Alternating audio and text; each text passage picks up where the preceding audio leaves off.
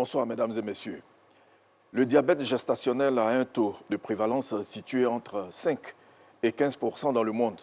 La pathologie n'a pas de cause réelle, mais plutôt des facteurs de risque.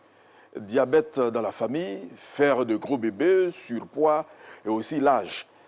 Quel est l'enjeu à détecter assez tôt le diabète chez la femme en grossesse? Le professeur Jaco Ridor Abodo est sur le plateau de Notre Santé pour nous entretenir sur le sujet. Diabète gestationnel, le piège évitable. Bonsoir, professeur. Bonsoir, monsieur Victorien. Vous êtes diabétologue, président élu de la Fédération internationale du diabète, région Afrique, responsable de l'enseignement de l'endocrinologie et des maladies métaboliques à l'université Félix Houphouët-Boigny de Cocody, président de l'association Obésité et Diabète de Côte d'Ivoire et de l'Alliance des organisations de lutte contre les maladies chroniques de Côte d'Ivoire et de l'Afrique de l'Ouest. C'est un peu trop ça, professeur, ou bien c'est parce que c'est une maladie grave? Enfin, je vais parler de maladies chroniques. Bien sûr. Ça fait beaucoup. Ça fait beaucoup parce que, à côté du diabète, il y a les autres maladies chroniques non transmissibles qui créent un véritable problème dans nos populations, avec les risques de handicap, les risques donc de morbidité en général et surtout de mortalité importante. Vous avez dû le constater avec la période de Covid-19, beaucoup de décès étaient imputables aux personnes atteintes de maladies chroniques et particulièrement aux diabétiques. Alors, justement, le sujet qui nous réunit ce soir, c'est le diabète, précisément le diabète gestationnel. C'est quoi d'abord et comment est-il perçu parmi les 4 formes de diabète? Merci pour cette question et pour cette opportunité que vous me donnez de participer à cette émission très importante. Le diabète gestationnel se définit simplement par l'OMS comme une élévation du taux de sucre dans le sang chez la femme enceinte. Donc, comprenez que cela va être à l'origine de 2 notions essentielles. La première notion, c'est un diabète qui apparaît au 6e mois de grossesse et qui disparaît à l'accouchement. Ça, c'est le diabète gestationnel vrai. Et puis, il y a le diabète prégestationnel, qui est un diabète qui certainement existait avant la grossesse, par contre, qui est dépisté pour la première fois au cours de la grossesse et qui peut persister après l'accouchement. Donc, ces 2 notions sont essentielles dans la notion de diabète gestationnel. Alors, comment est-il perçu parmi les 4 formes de diabète? Parmi les 4 formes de diabète, il faut rappeler rapidement qu'il y a le diabète de type 1, qui est le diabète de l'enfant et qui représente autour de 10% des cas de diabète. Il y a ensuite le diabète de type 2, qui est le diabète de l'adulte, qui représente autour de 80%. Il y a ensuite le diabète gestationnel, qui est le diabète de la grossesse, donc le diabète de la femme enceinte, qui représente autour également de 5 à 10%. Et puis enfin, il y a les autres formes de diabète. On parle de diabète spécifique en rapport avec des maladies génétiques, en rapport avec des maladies endocriniennes, en rapport aussi avec certains médicaments, notamment les corticoïdes, les antirétroviraux et d'autres produits un peu toxiques. Alors, quels sont les signes évocateurs du diabète gestationnel? Alors, il faut le dire tout net, le diabète gestationnel n'a pas de signes propres. C'est un taux de glycémie qui est légèrement élevé, donc souvent sans symptômes. Mais lorsqu'il y a des symptômes qui apparaissent, c'est-à-dire la bouche un peu sèche, un peu de polyurie, donc uriner beaucoup plus fréquemment, boire beaucoup plus fréquemment, mais ça peut souvent se confondre aux signes de la grossesse. Donc c'est souvent difficile d'avoir des signes spécifiques. En revanche, avec le suivi de la grossesse, le gynécologue peut découvrir une macrosomie, c'est-à-dire un gros fœtus, avec les échographies. Il peut se rendre compte également que la femme a beaucoup de liquide amniotique, on parle d'hydramnios. Donc ce sont des signes prémonitoires d'un diabète gestationnel. Sans oublier, lorsque vous interrogez la parturiente, elle vous dira qu'elle a peut-être fait de fausses couches ou qu'elle a eu déjà des antécédents de gros bébés ou qu'elle a un diabète dans la famille. Alors vous avez parlé de taux élevés, c'est à peu près combien? Alors, on parle de diabète gestationnel lorsque la glycémie au cours de la grossesse est supérieure ou égale à 0,92 g. Mais il faut déterminer quand même 2 périodes. Avant le 6e mois, lorsque vous avez une glycémie supérieure ou égale à 0,92 g, on dit que vous avez un diabète prégestationnel. Donc le diabète certainement existait avant la grossesse. Par contre, lorsque la glycémie est supérieure à 0,92 g, à partir du 6e mois, c'est ça qui est le vrai diabète gestationnel. Et entre 0,80 g et 0,92 g, il faut faire un test spécifique qu'on appelle épreuve d'hyperglycémie provoquée par voie orale, qui permet de savoir est-ce que vous avez un diabète gestationnel ou pas. Nous revenons certainement sur ce texte. Alors, quelle est la situation de cette maladie en Côte d'Ivoire? Alors, les premiers travaux qui ont été réalisés et qui datent, d'assez longtemps quand même, un peu plus de 10 à 15 ans, ont montré des prévalences qui varient entre 5 et 12%. Le premier travail a été fait à Baké. Le second travail a été fait au CHU de Trècheville, dans une population de femmes enceintes. Donc c'était véritablement difficile d'avoir une prévalence réelle. Et nous pensons qu'à travers le projet que nous dirigeons, qui est le dépistage et la prise en charge du diabète gestationnel sur l'ensemble du territoire, nous aurons certainement une idée, un profil beaucoup plus précis de la prévalence du diabète gestationnel dans notre pays. Oui, mais justement, vous parlez de 10 à 15 ans. C'est un peu trop pour avoir des statistiques fiables. C'est un peu trop. C'est un peu trop parce que ce n'est pas toujours évident de faire des études de telle envergure. Je vous ai parlé d'un test spécifique qui est l'épreuve d'hyperglycémie provoquée par voie orale, qui nécessite quand même l'absorption d'un sachet et demi de glucosamide. C'est un sachet qui coûte un peu cher, donc ce n'est pas toujours accessible aux populations. Mais grâce à ce projet que nous dirigeons, qui est financé par la Fondation mondiale du diabète, nous aurons certainement des chiffres un peu plus importants, enfin un peu plus corrects, proches de la réalité, pour la prévalence du diabète gestationnel en Côte d'Ivoire. L'on le découvre au cours du 6e mois de la grossesse et s'il n'est pas suivi, il peut avoir des graves conséquences sur la vie de la mère et de l'enfant. Le diabète gestationnel touche au moins 10% des femmes enceintes et reste méconnu de la population. Qu'est-ce que le diabète gestationnel? Comment le détecter? Quel effet sur la santé de la mère et de l'enfant? Les précisions avec Assouda Nyogo.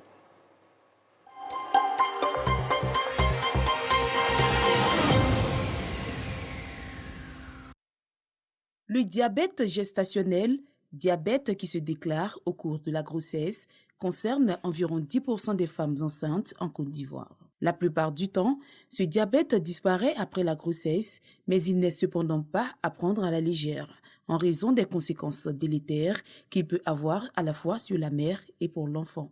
J'étais à 6e mois de grossesse, et puis je suis partie faire examen de sang. On m'a dit que mon taux de sucre est élevé. Donc, la dame m'a dit de cesser de manger tout ce qui est sucre. C'est pas facile pour moi. Pareil, des fois, il n'arrive pas à manger. C'est orange et puis banane et moi. Mais comme c'est une affaire de maladie, il a arrêté.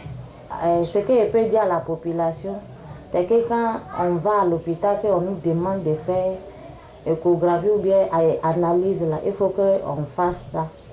C'est dans ça, on voit tout ce qui se passe et puis on nous donne conseil de faire ce qu'on peut faire pour qu'on reste en bonne santé. Mais à côté du gouvernement, là, je leur demande pardon aussi de nous aider. L'ignorance et le manque de fréquentation des centres de santé peuvent être fatals. Dès qu'il y a plus de grossesse, je suis partie à l'hôpital. J'ai fait analyse de sang, j'ai fait écho, j'ai fait tout. Ils m'ont dit qu'il n'y a pas de diabète sur moi. Que grossesse là, que ça va bien. Que bébé là aussi, ça va chez bébé là. À l'hôpital, on nous a donné les conseils d'éviter les sucres par rapport au diabète. C'est très important pour une femme enceinte de faire les consultations prénatales. Parce que nous ne savons pas qu'est-ce qui va arriver demain. Quand la consultation continue, et de même que les analyses, l'échographie, ça nous permet d'éviter les maladies qui peuvent suivre. À cet effet, je lance un appel à tous les hommes d'aider leurs femmes à aller faire les consultations lorsque leurs femmes sont enceintes. Et même les femmes non enceintes, nous les hommes, nous devons les soutenir pour que demain soit meilleur pour elles. Pour ne pas que demain, elles arrivent à avoir des maladies et que cela vient de nous, puisqu'elles n'ont pas été soutenues. Le surpoids, les grossesses tardives, c'est-à-dire après 35 ans, les antécédents familiaux de diabète de type 2 ou encore une première grossesse d'un gros bébé sont autant de facteurs de risque connus. L'enjeu concerne à la fois la santé de la mère, mais aussi de l'enfant. En effet, le glucose en excès chez la mère est transmis au fœtus. Cette réserve calorique excédentaire est stockée dans les organes de l'enfant. Résultat, poids et croissance sont excessifs. C'est pourquoi la complication la plus fréquente est un poids à la naissance supérieur à 4 kg, qui peut entraîner un accouchement compliqué. À moyen et long terme, l'enfant peut être exposé à un surrisque d'obésité et de troubles métaboliques. Pour la mère, la complication la plus grave est la survenue d'une pré-éclampsie, une maladie qui associe l'hypertension et l'apparition des protéines dans les urines et qui, en outre, est une des causes de la plus grande prématurité. Par ailleurs, sur près de 100 000 femmes qui développent un diabète gestationnel chaque année, 30% deviendront diabétiques de type 2 dans les 10 années à venir.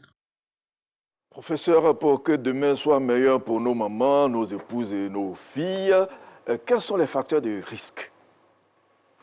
Les facteurs de risque, vous avez vu et entendu dans le reportage, c'est assez clair. Le premier facteur de risque, c'est l'âge de la mère. Un âge au-delà de 35 ans est un âge à risque d'avoir une grossesse.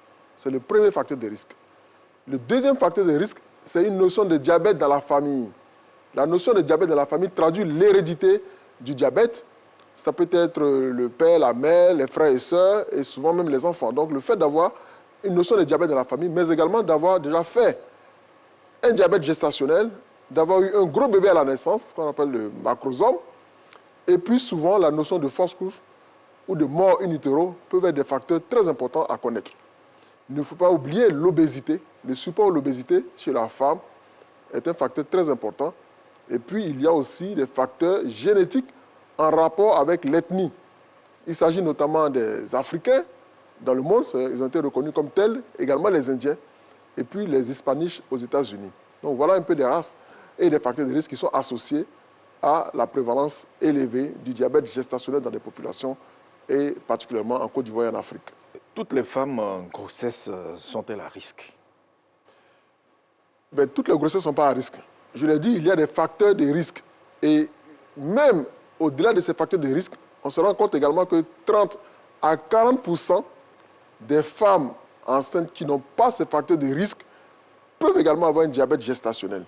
Vous allez comprendre pourquoi dans le dépistage, alors que d'autres populations se concentrent sur le dépistage des personnes à risque, nous en Afrique en général, on doit se concentrer plutôt sur un dépistage systématique pour ne pas méconnaître ces femmes qui peuvent développer un diabète au cours de la grossesse et qui n'ont pas de risque de développer ce diabète.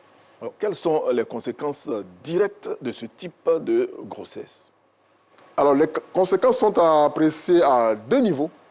Il y a d'abord les conséquences chez la mère et il y a les conséquences également chez l'enfant. C'est pour cela que je voulais féliciter le reporter qui a donné pas mal d'informations qui sont très importantes pour les populations. Les premières conséquences chez la mère, c'est le risque, n'est-ce pas, d'avoir une poussée d'hypertension artérielle, ce qui va aboutir à ce qu'on appelle l'éclampsie, qui est une véritable urgence avec une tension artérielle très élevée qui va menacer le pronostic vital de la mère et puis bien entendu de l'enfant. La deuxième chose, c'est un risque de faire une césarienne. Césarienne à cause du gros bébé qu'elle porte. D'où l'intérêt d'une surveillance beaucoup plus accrue. Et puis, il y a bien entendu les possibilités de fausse couche et autres. Les causes chez l'enfant sont essentiellement liées au poids. Au-delà de 4,5 kg, il y a un risque majeur, notamment de traumatisme des épaules et donc des nerfs des membres supérieurs. Vous avez certainement vu souvent dans la circulation, en ville, des personnes qui ont des bras souvent déformés, des épaules un peu déformées. Et quand vous les interrogez, c'était certainement lié à l'accouchement difficile. Il y a un risque également de souffrance fœtale, donc une atteinte cérébrale qui peut être majeure. Et puis, il ne faut pas oublier le risque immédiat à l'accouchement, qui peut être donc l'hypoglycémie du nouveau-né. Parce qu'il a été habitué à avoir beaucoup de sucre pendant la grossesse. Et lorsqu'il naît, il y a un risque immédiat d'hypoglycémie. Ça, ce sont les risques quasi immédiats. Mais il y a les risques à moyen et à long terme, chez la mère comme chez l'enfant, qui sont essentiellement les risques d'obésité et de diabète de type 2 à moyen et à long terme. Alors, vous êtes en contact permanent avec ces femmes. La Covid a-t-elle eu des effets sur ces sujets? Bien entendu, vous savez que la Covid-19 a impacté tous les secteurs des différents pays au niveau mondial. Et les pays africains, notamment la Côte d'Ivoire, n'a pas été du tout épargné. Et donc, en ce qui concerne le projet que nous menons actuellement, qui est le projet de dépistage, de diagnostic et de prise en charge du diabète gestationnel dans plus de 110 maternités sur l'ensemble du territoire, nous avons constaté que dans la période autour de 2002 jusqu'à début 2001, il y a eu une baisse importante des consultations prénatales et donc une baisse du dépistage et du diagnostic et donc de la prise en charge des cas de diabète gestationnel. Et nous avons essayé de parer à cette éventualité en distribuant, en plus du matériel de dépistage et de prise en charge, également du matériel de protection pour le personnel, pour que les femmes continuent de venir à l'hôpital et se faire dépister et prendre en charge. Alors, quel est l'intérêt pour justement les femmes en grossesse de connaître leur bilan? Alors, il faut dire qu'en termes de bilan au cours de la grossesse, il y a d'abord le bilan préconceptionnel. C'est-à-dire, avant même de tomber enceinte, les femmes doivent connaître leur statut. Est-ce que vous avez des facteurs de risque? Est-ce que vous avez le diabète, l'hypertension artérielle? Ça, c'est le premier élément qui doit être apporté aux populations, aux femmes qui ont des enfants ou qui désirent avoir un enfant. Le deuxième élément, c'est qu'au cours de la grossesse, il y a un bilan minimum à faire. Il y a des vaccinations à faire, il y a un bilan à faire pour savoir quelles sont les pathologies qui sont susceptibles d'arriver. On sait qu'à partir généralement du 5e mois, on peut avoir un risque d'hypertension artérielle et donc d'éclampsie. J'ai parlé de ça tout à l'heure. À partir du 6e mois, on peut également avoir un diabète de grossesse.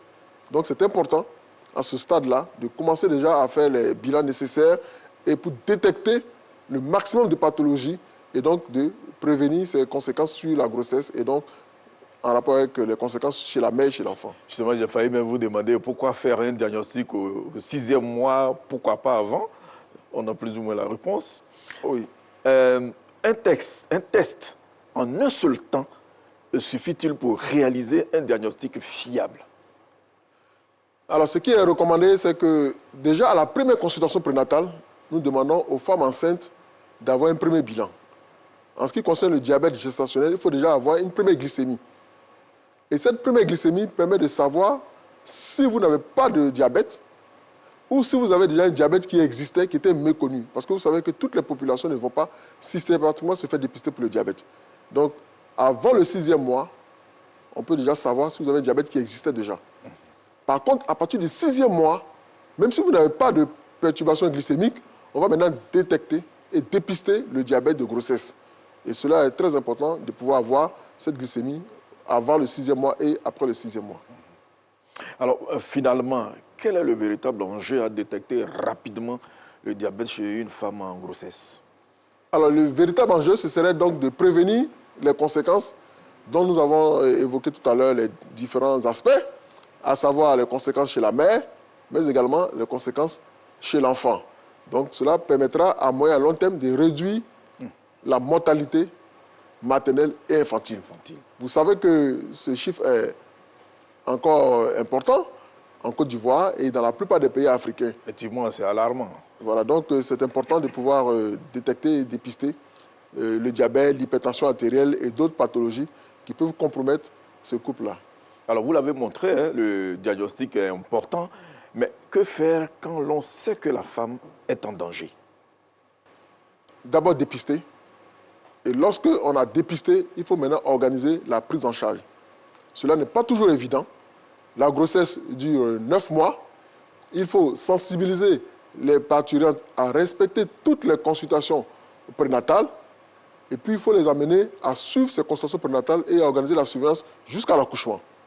Donc, c'est une période qui est assez importante, mais il faut les encourager et les mettre dans les conditions minimum pour qu'elles puissent accepter cette surveillance. Vous parlez d'accouchement. Est-ce que l'accouchement d'une telle femme peut se faire normalement, si justement elle est bien suivie?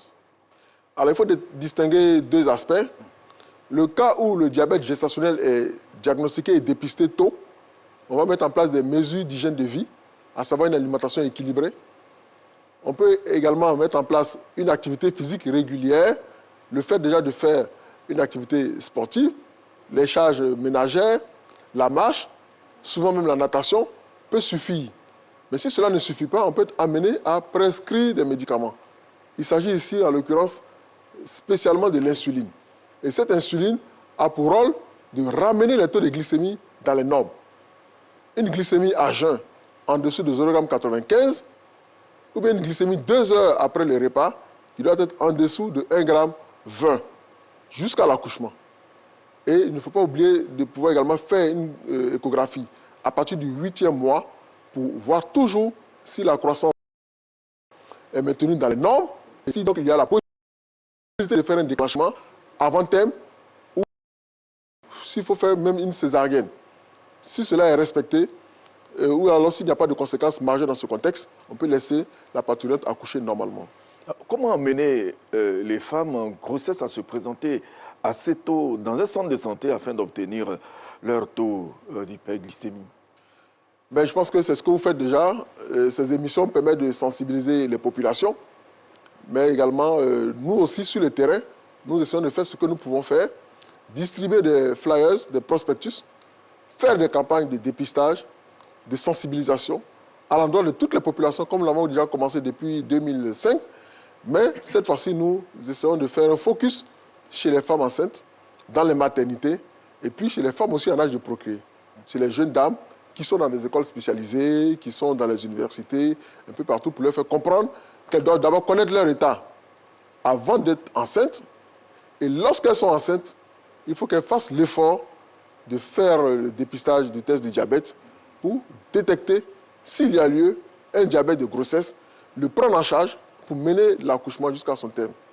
Alors, vous êtes venu avec quelques appareils pour qu'on connaisse le taux d'hyperglycémie. Comment ça se passe avec un tel appareil? Alors, le dépistage se fait, donc vous avez dit, en un temps, à travers le test d'hyperglycémie provoqué par voie orale. Mais avant ça, il faut faire d'abord la glycémie à jeun. J'ai parlé de la glycémie à jeun avant le 6e mois, qui permet de détecter un diabète qui existait avant. Et si on s'est rendu compte qu'il n'y a pas de problème de diabète, il faut attendre maintenant le 6e mois pour refaire encore cette glycémie à jeun. Et si cette glycémie à jeun se situe entre 0,80 g et 0,92 g, il faut lui demander de revenir pour faire le test d'hyperglycémie provoquée par voie orale qui consiste à prendre un sachet et demi de glucosamide qui va être pratiquement à 75 grammes dans 250 cc de liquide qu'on demande à la parturiente de boire pendant pratiquement 5 minutes. Ce n'est pas toujours évident de boire de l'eau assez sucrée, avec souvent les nausées au cours de la grossesse. C'est pour cela qu'on dit de boire autour de pratiquement 2, 3 à 5 minutes. Elles prennent pratiquement leur temps. Et lorsqu'elles finissent, on fait une glycémie 1 heure après. Cette glycémie doit être en dessous d'1,80 g. Sinon, au-delà, on évoque le diagnostic de diabète gestationnel. Si ce n'est pas le cas, on attend la 2e heure, on refait encore une glycémie. Et la glycémie, 2 heures après l'épreuve, doit être en dessous de 1,53 g. Si ce n'est pas le cas, on évoque également le cet appareil, diagnostic de diabète gestationnel. Oui, il y a des aiguilles, tout ça. Alors, et ça, c'est le lecteur de glycémie. Donc, ce lecteur de glycémie qui doit être pratiquement disponible. Montrer ça un peu à... Dans tous les foyers, voilà. Ce lecteur de glycémie doit être disponible dans tous les foyers, dans toutes les maisons, non seulement pour les femmes enceintes, mais également pour toutes les populations, même les enfants. Et ce n'est pas du tout compliqué. On utilise cette languette qu'on introduit là, qui permet déjà d'apprécier le taux de sucre. Mais avant, il faut pouvoir mettre une aiguille là, charger le stylo, piquer au bout du doigt, et puis pouvoir avoir une goutte de sang qui va permettre d'avoir rapidement, souvent en moins de 10 secondes, la glycémie. Donc, une glycémie à jeun, qui est important, ou alors une glycémie après avoir demandé à la femme de prendre ce glucose dans du liquide pour dépister le diabète gestationnel. Alors, vous en parliez tantôt, le volet hygiène et diététique semble être des éléments importants dans la prise en charge. Alors, quels conseils pour les patientes? Alors, il faut savoir que dépister ou diagnostiquer un diabète de grossesse n'est pas une urgence majeure. C'est une réalité, c'est vrai, mais il faut pouvoir maintenant la prendre en charge. Et le premier traitement, c'est l'activité physique et l'alimentation. Il faut demander à la parturiente d'avoir une alimentation saine et équilibrée, éviter tout ce qui est sucre d'absorption rapide, à savoir la confiserie, les gâteaux sucrés, les yaourts sucrés, souvent même le miel, la sucrerie, tout ça, lui demander pratiquement de bannir tout ce qui est sucre d'absorption rapide.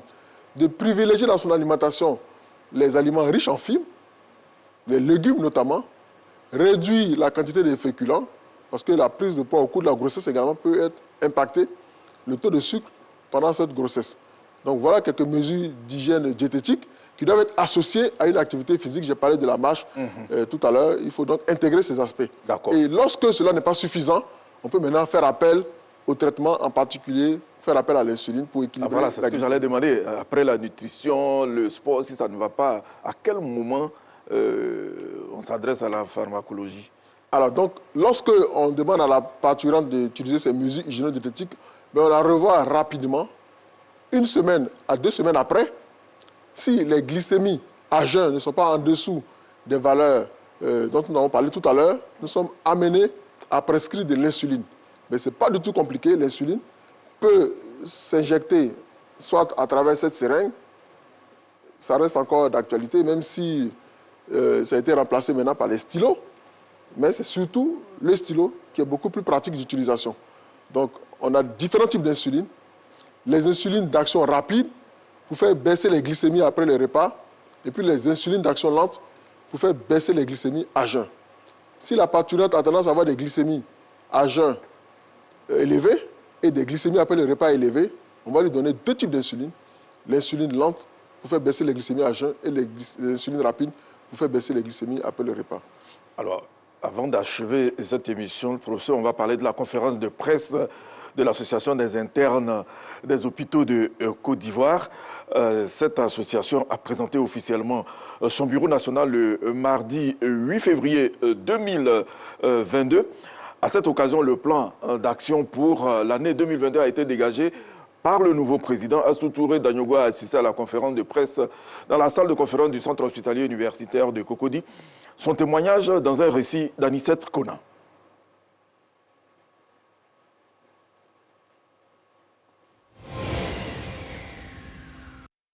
Créée en 1968 pour une durée illimitée, l'Association des internes des hôpitaux de Côte d'Ivoire, AIHC, est une association de médecins et pharmaciens ayant embrassé la carrière hospitalo-universitaire. Ces médecins assurent l'entière et ponctuelle exécution de plusieurs activités médicales, entre autres le service des gardes aux urgences médicales et chirurgicales. L'AIHC, dirigée par Touré Massiré depuis le 12 janvier dernier, envisage donc pour son premier mandat mettre un accent sur la formation et l'amélioration des conditions de travail pour le personnel médical interne. Rappelons que l'Association des internes des hôpitaux de Côte d'Ivoire, AIHC, compte à ce jour plus de 404 internes sur l'ensemble du territoire.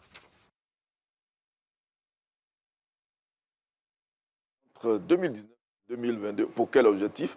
Les résultats sont-ils satisfaisants?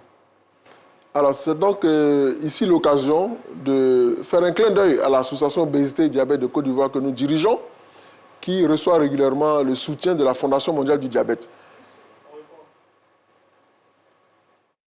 Dis quoi? Ah, d'accord.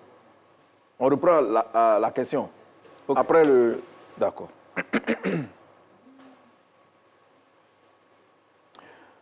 Professeur, vous avez initié un projet de formation de sage-femme entre 2019 et 2022. Pour quel objectif et est-ce que les résultats sont satisfaisants?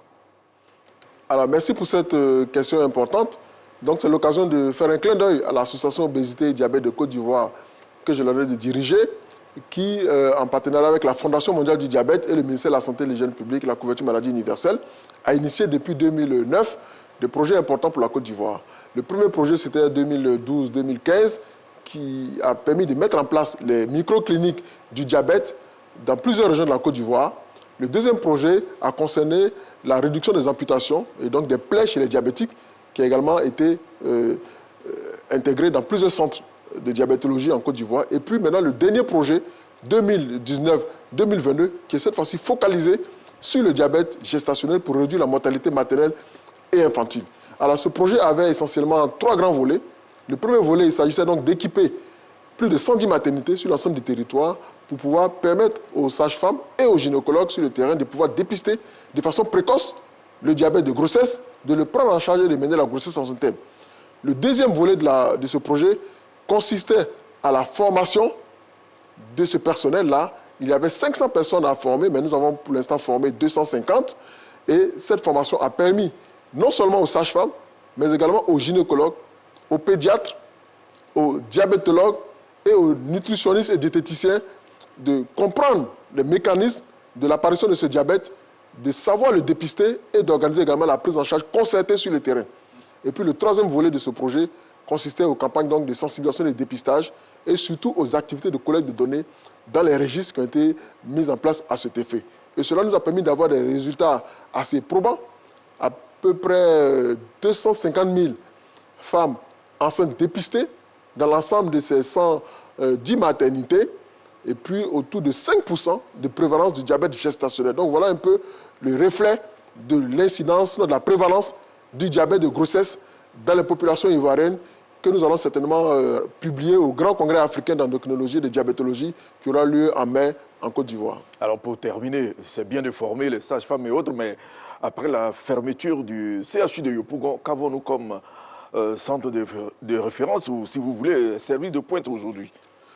Alors la fermeture du CHU de Yopougon a été une grosse difficulté pour nous en tant qu'experts en diabétologie, mais je pense qu'avec la collaboration des autres centres qui existaient déjà, l'hôpital militaire d'Abidjan, le CHU de Cocody, l'Institut de santé publique à Djamé et le CHU de Trècheville, nous avons continué d'abord à redéployer le personnel qui existait et puis continuer à renforcer les capacités en termes de prise en charge et de diagnostic du diabète et des pathologies endocriniennes en général dans ces différentes structures.